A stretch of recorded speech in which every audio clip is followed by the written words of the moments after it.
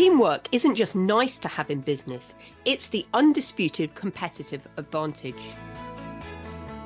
When your team members work as a unified force, your whole operation benefits through higher productivity, thriving creativity, and unstoppable momentum. Welcome to the Impactful Teamwork podcast, where we share with you strategies and tactics to help you develop game-changing teams so that you and your business can make a real difference in the world.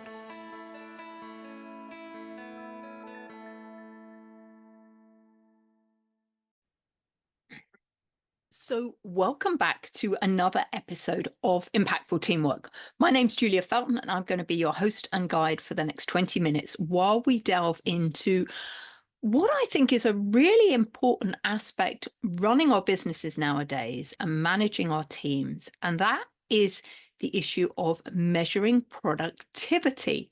This isn't a topic I usually cover on this podcast, but I was recently reviewing the Deloitte Human Capital Survey. They do one every single year on some of the key trends happening in the industry. And this, I think, is really pertinent for where we are now, because one of the biggest challenges I find when I'm talking to leaders is, how do we measure the effectiveness of our people?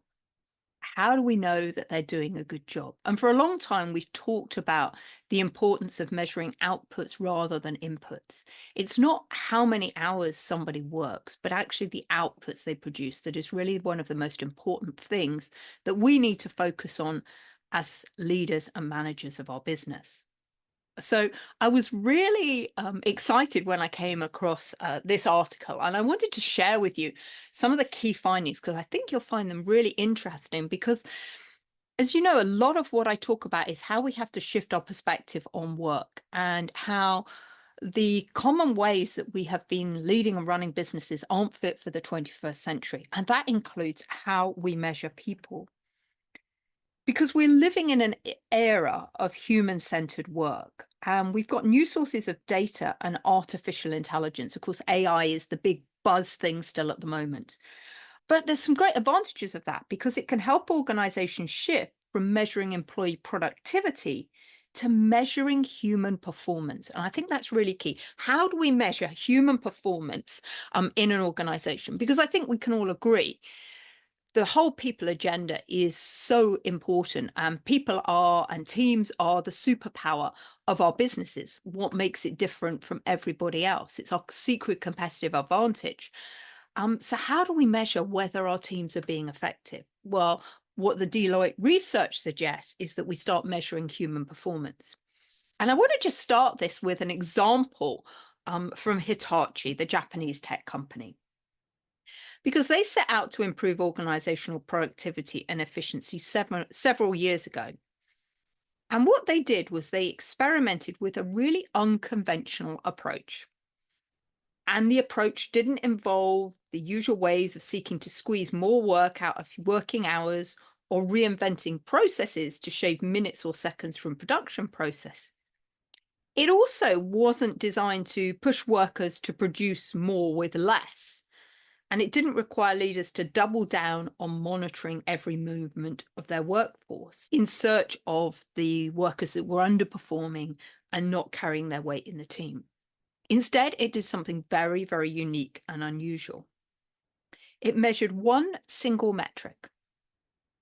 And that metric, worker happiness.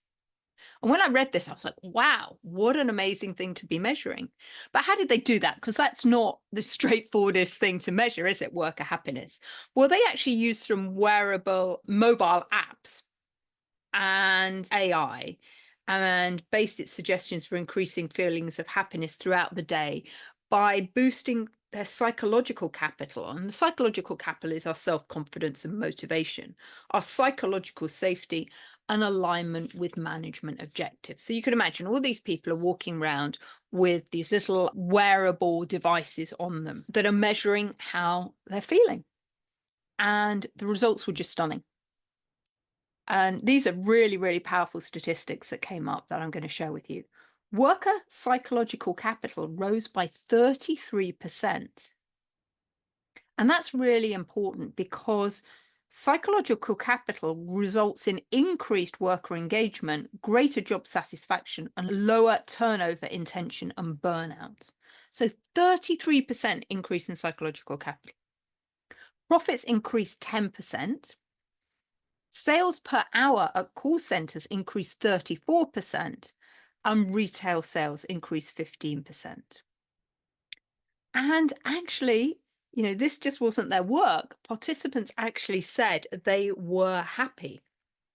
So, what an unusual way to start measuring performance in terms of happiness.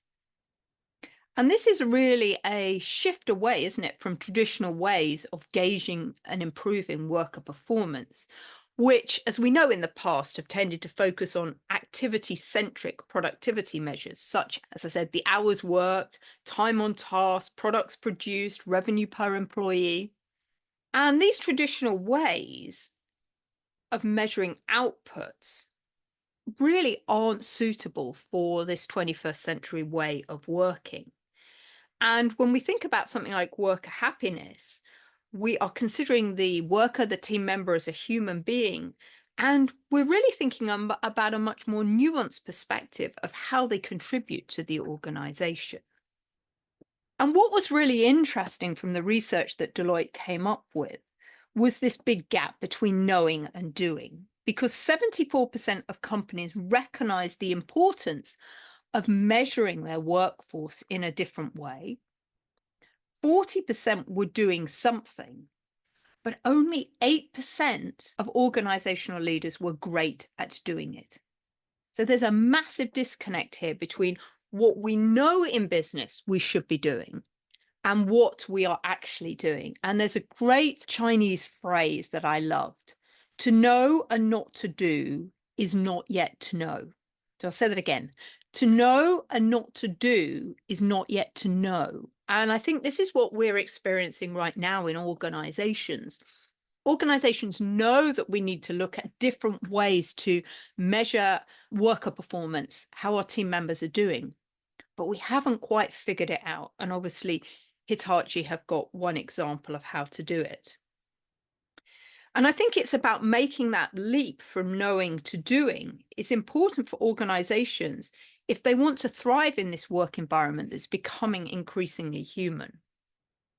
And it's really clear that linked individual worker activity, for example, as we said, hours worked, calls completed, to the tangible outcomes of customer satisfaction or the commercial potential, for example, of a new innovation, that's really blurred. And it's been replaced by this complex network of collaborations that demand sophisticated skills that aren't really observable in traditional productivity metrics. And as many of you know, I'm a massive proponent of collaboration. And how do you really measure that? And I think against this background, what we've also got is AI coming into play, because in, say, maybe manufacturing environments, we've got AI being used to automate a number of tasks. And I know that many team members I speak to are a little bit reticent, perhaps, about the use of AI and technology in the workplace. But actually, I think this is an amazing opportunity, because what it allows is team members don't have to be stuck doing boring, dull jobs. The good old day of being on the production line and putting the widgets and cutting them on the production line day in, day out has gone. So we can get those kind of activities automated. And what that means is that workers now have the opportunity to engage in more interesting tasks that are less technical, but are more abstract. We need this creativity, critical thinking, and collaboration. And these are some of the attributes that the World Economic Forum actually identified as being key skills that people need moving forward in the 21st century. Let me just give you an example here. This is from the agricultural industry, where autonomous drones are being used to plant seeds, apply fertilizers and pesticides, and check for pests or environmental damage. So what does that enable that to do? It enables our workers to spend time learning new skills to enable them to manage the technology, optimize the processes, deal with exceptions, or develop sustainable strategies for, say, in this particular example, crop health and maintenance. To sum up, the once clear line that linked individual worker activity to tangible outcomes is really becoming blurred nowadays. And as I said, it's being replaced by this complex network of collaborations and a demand for sophisticated skills that aren't easily observed by these traditional productivity measures. And while we've got this going on, how to measure productivity, some organizations are looking beyond the traditional metrics, such as revenue and profit, to consider how they can create shared value. Outcomes that actually benefit individual workers, teams, groups, organizations, and society as a whole. And I really love this because this is a much more systemic approach to measuring what we do. Because as I've talked about in business before, we have this ripple effect. Everything we do impacts everything else. And I believe that organizations that successfully navigate this new environment will likely be the ones that are able to make this shift from old methods of understanding productivity to embracing a new paradigm of human performance. So what are some of the signals we should look for when your organization should consider prioritizing human performance metrics? And there's 5 I'd like to suggest. Number 1, your organization primarily measures work output metrics rather than the broader organizational outcomes you're driving towards. Number 2, your leaders are overwhelmed by the amount of data available to them and want to focus on measuring what really matters. Number 3, traditional productivity is relatively flat despite your investments in technology. Number 4, your workers are engaged in productivity theatre in which they do tasks to make themselves appear busy and show they are productive. And this is one I can really, really relate to. I know when I worked in the corporate world, people never left before my boss.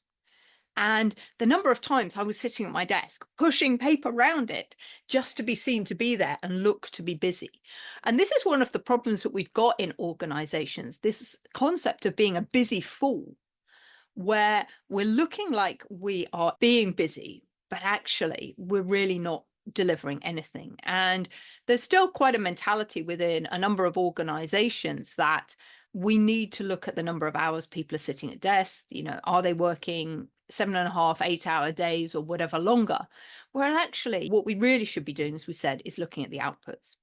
And number 5 is our team members are burnt out because of the perception or the reality of constant activity monitoring. So when our team members believe or feel like it's Big Brother checking in on them all the time, that can quickly impact their mental health and lead to burnout. So how do we rethink the traditional productivity measures? And what the Deloitte Human Capital Survey discovered was that 74% of the respondents said it's very or critically important to seek better ways to measure worker performance and value beyond traditional productivity.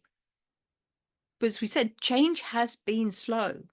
Only 17% of respondents said their organization is very or extremely effective at evaluating the value created by individual workers in their organization beyond tracking activity or outputs.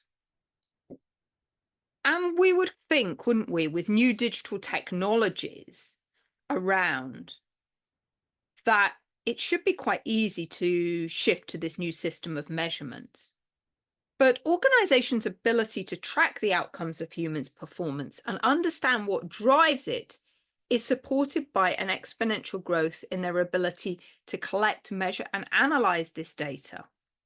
And then, importantly, convert that into actionable suggestions. So there are some resources that we can use, and they're things like workplace tools and technologies, things like email collaboration platforms, social tools, shared calendars. And they can offer real insights into how people and organizational systems are working. We can also look at organizational network analysis. This can be used to measure the connections and collaborations between people in an organization. And as parts of its efforts to promote more women, a global financial services organization used organizational network analysis to understand the relationship between the size and quality of women employees' internal and external networks and their chances of being promoted. Quite interesting. We can use, like Hitachi did, sensors and connected devices such as wearables, badging scans, neurotechnology, biometric sensing tools, extended reality headsets. And they can all generate data on worker behavior and interactions. And also we can use AI-enabled voice or audio analytics. And these are generated from team members' interactions with machines and AI systems. And the algorithms can assess the code quality or the emotional tone of call center interactions and can offer valuable insights for evaluating various aspects of business operations.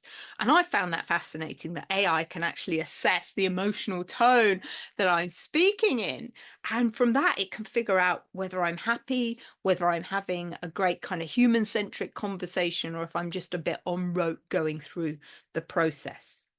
What is preventing organizations from expanding their view of human performance beyond this traditional productivity measure? I think there's perhaps three reasons for that. Obviously, pressure from external stakeholders, because external stakeholders still have quite a short-term vision. They're still looking to improve productivity and efficiency in an environment of higher inflation, shrinking profit margins, and still looming threats of economic recessions going on. So this focus on the short-term bottom line results really is at the impact and detriment to this desired human outcomes of improved worker well-being that are less tangible. And certainly here in the UK, this continual reporting to the stock exchange every 90 days is one of the problems for this really finite view of what's going on in a business. And Simon Sinek, in his book, The Infinite Game, talks about how we need to have a longer view of things. And indeed, the more forward-thinking VC funds and companies such as BlackRock have stopped actually submitting data to the stock exchange on a 90-day cycle, because they realize the detriment of that, because it's fueling us making ineffective short-term decisions that don't consider the longer-term systemic impact on the system around us and ultimately, therefore, on the environment. The second reason for us not measuring and engaging with viewing performance beyond the traditional productivity measures is this maybe uncertainty about what to measure. Because as we all know, more data doesn't automatically equate to better results. And I know, having been there, that often organizations can find themselves lost in a sea of data, as their ability to collect data outpaces their ability to analyze and act on it. And when this happens, we result in too much data and too little insight. And then leaders are unsure about which are the most important metrics and which are really truly driving performance. And having run a big data company within corporate, I really understand when we've got so much data, as we did on the hotel industry around the world, trying to find the real trends about what was going on and not getting lost in the sea of data we had could be quite challenging.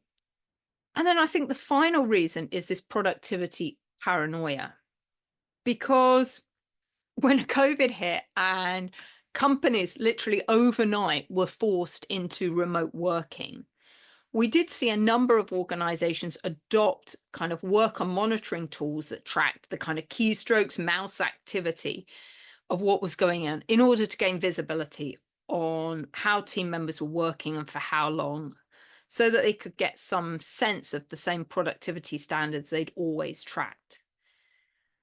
But I think we all know these new ways of working require new metrics, and some organizations that have continued to try and adopt these old productivity measures, tracking what team members are doing by keystrokes and mouses, are really finding themselves at odds with their team members. And it's led to this concept of this, as I said, productivity paranoia, which is really a concern that our remote workers aren't being productive, and we've created this surveillance state.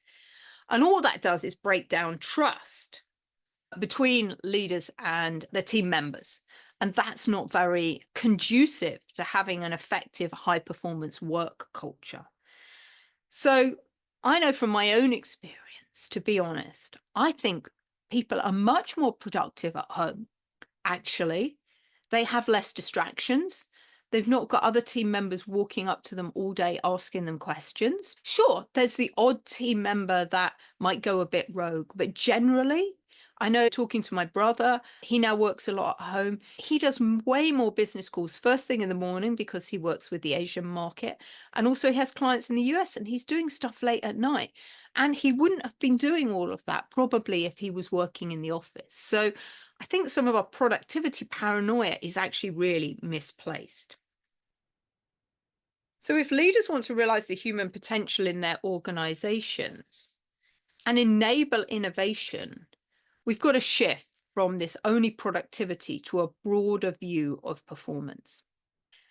And I'd like to invite you to think about a new equation for human performance. Because if traditional productivity measures are becoming less relevant, what should organizations be measuring to meaningfully assess human performance? And how should the new metrics be operationalized? And I think there's a really interesting equation here and balance that businesses are trying to do right now, because we're trying to balance the operations of business, the business outcomes, with human sustainability. Creating shared, mutually reinforcing outcomes for both the organization and the team member. And business outcomes that define the quality, value, or results of work and how it creates value for the organization. Whereas human sustainability defines the degree to which organizations create value for people as human beings, leaving them with greater health and well-being, stronger skills and employability, good jobs with sustainable wages, opportunities for advancement, and a greater belonging, equity, and purpose. So we've got these two areas colliding together. And what you might want to imagine is the two circles. And as they start to move together, they intersect. And that is where we get this point of human performance. And it's when we collect both these business outcomes and these human outcomes that we can then get data that creates shared value, because the value it's created at each level can flow between the business outcomes and the human outcomes, and it reinforces and amplifies the value created at the other levels. So if we think back to that Hitachi example at the beginning and their experiment with improving worker happiness, it's easy to see how creating value at the individual level led to value at the enterprise level. It increased both revenue and profits. So this is not a zero-sum game. We are looking at organizational initiatives that become a win-win for everybody, a win for the organization and a win for the team members. And I think that's really important. When we think back to what we've been talking about, collaboration is about how do we win-win? And this is how do we create human performance metrics that are a win-win for the organizations. So how do organizations capture humans' performance metrics? And I think this was a really interesting aside that came out of the research, because I think there is some initial thought that when we're trying to collect data to improve human performance, that team members might not want that. And there's really an assumption that team members are uniformly opposed to any type of monitoring. And executives want to track every metric available, no matter how intrusive. However, the Deloitte research into the quantified organizations suggests that this isn't actually always the case. And team members and executives actually have had surprisingly similar views about how the work and workplace data could improve outcomes in ways that benefited both the organization as well as the workforce. So that was a win-win for everybody. One thing that came out of it was how important it is for organizations to have transparency in communicating how and why data is being collected and used, along with giving team members the option to opt out if they wanted to. So when we're trying to be transparent, it's important to be really clear on what we're making transparent, to whom and how, because our team members do need to know how data about them is being used. And what they also realized was that the data suggested that trust in an organization's approach to data management raises the probability of business growth by roughly 50%. So if we are being very transparent with our team members about what data we're collecting and how and why we're using it, that actually increases levels of trust that improves business outcomes. So I think it's really clear that the shift towards using work and workforce data to measure human performance, this is still very much in its infancy. And organizations are still determining which metrics are best suited for their industry and their organization's specific needs. I think this is definitely not a case of one size fits all. These solutions need to be very, very highly tailored to your business and what's going on. But most of the respondents in the Deloitte Human Capital Survey, 53%, agreed that whilst their organization was in the early phases of this journey, that it was incredibly valuable and so important to really start creating this human-centric culture that we keep talking about within organizations. This realization that people drive everything within the business, and without great people, actually our business wouldn't survive and flourish. So we really need to put in place great ways to help us have that people data. So what are some steps that organizations can take now to lay this foundation for a shift towards human performance metrics? Well, the first might sound obvious, but it's one that I often see not done in organizations, which is co-creating the solution with your team members.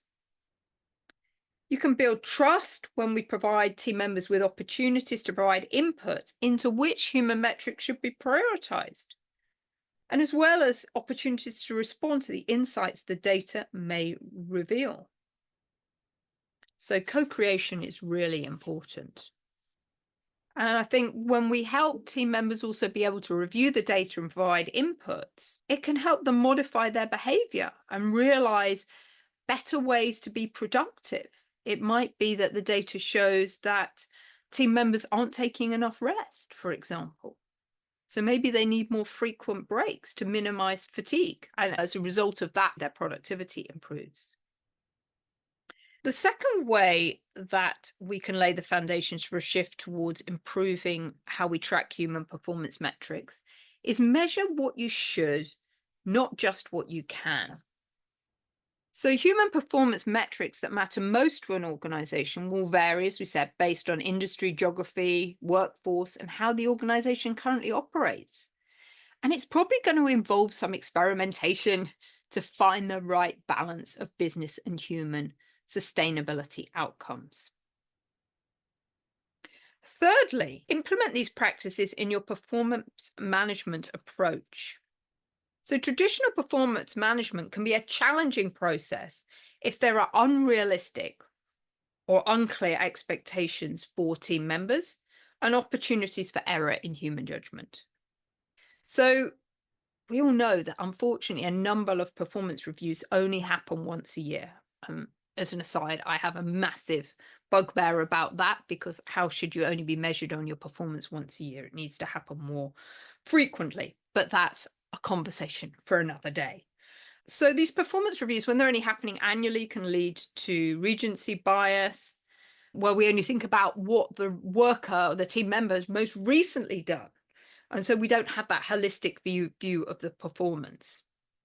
So we might want to think about how we can use the data in order to help people develop and augment their performance. Because actually, one of the great things about AI is that it can actually be a bit of an additional coach for us. It can provide personalized feedback based on established performance outcomes. It can help us show how we as individuals need to improve. And actually, a piece of research I was just reading this morning was talking about more and more companies looking at e-learning and technology-based learning as the way to help people develop and grow. We also might want to integrate new metrics into the process of other areas of the talent cycle.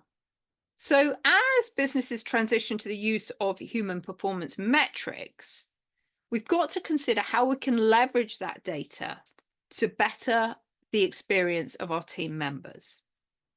So we need to consider which human drivers to focus on, then calibrate how team leaders discuss those metrics with the workers and team members.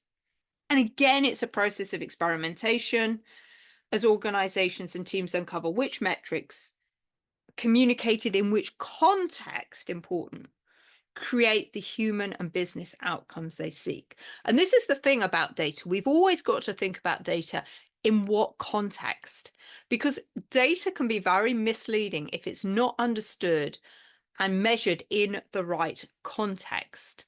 I remember when I was running data analytics and big data, how I produced a piece of data about the UK health club industry, and I was actually monitoring the performance of privately run health clubs, people like Cannon's supporter David Lloyd, those types of sports clubs that had a joining fee and a monthly subscription in order to be part of them. And I remember putting out a press release once about the performance of the UK health club industry, where the headline was that membership numbers were declining, because that's exactly what the numbers were showing us. Membership numbers had gone down. However, taken out of context, that piece of information was used to say that in the UK, people were slovenly and just staying on the couch and nobody was going out to exercise. And that is not what the statistics said at all. The statistics said in health clubs and sports and fitness facilities where you needed to pay a fee to go to them, then membership levels were declining. What we weren't measuring was how many people were working out at home, how many people were just going running or had their own set of weights at home, or indeed how many people were perhaps going to council-run health club facilities where they didn't have this membership model in the same way. So we need to be really careful when we're looking at the data that we're looking at it in context. We also need to establish responsible data and AI practices. Again, asking our team members for input on how their individual and personal data is shared across the organization. And also, of course, ensuring that we comply with all the global regulatory requirements around data use. That's really important. And we also need to plan how to address tensions around the use of emerging technologies. Because what some of the Deloitte research showed that as team members, we are relatively comfortable with data collection from known technologies like email and calendars. But for other technologies that we don't know a lot about, we have more reticence because we don't understand them. In conclusion, I think we can say that human performance is a really evolving approach to strengthening workers and organizations. And as we think back to that statistic earlier on, 74% of organizations recognize the importance of putting in some human performance metrics within their organization, but only 8% were doing it. My invitation to you is, how can you act now? How can you be a forward-thinking organization that co-creates human performance metrics and data policies and practices that can measure or identify ways to drive the metrics with workers in real time, fostering trust throughout the process? Because when we do, this is what is going to help talent attraction and retention and improve well-being and productivity within the workplace. You know, again, the Hitachi study, this measure of happiness, showed how much more engaged team members were and how that translated into productivity and profitability. So there was improved organizations' value creation.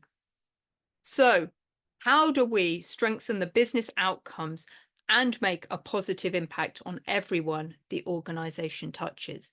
Because I think at a deep level, all of us as business leaders, we want to make an impact on the people we work in and on the environment that we work in. And we want to do that in a positive way. So looking at human performance and how we measure it is going to be one of the cornerstones that we can help do that. So my invitation to you this week, how can you start thinking about how you can measure human performance in a different way within your organization?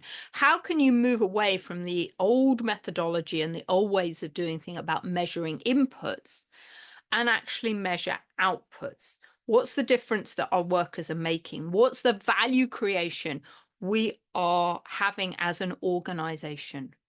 And what is the health of our workforce? How are people feeling? Because if we can combine those three things together, we can make a massive difference in the world. So until next time, I hope you found this useful. I'd love to hear your thoughts about how you would measure human performance. And I look forward to seeing you on the next podcast. Take care. Bye-bye.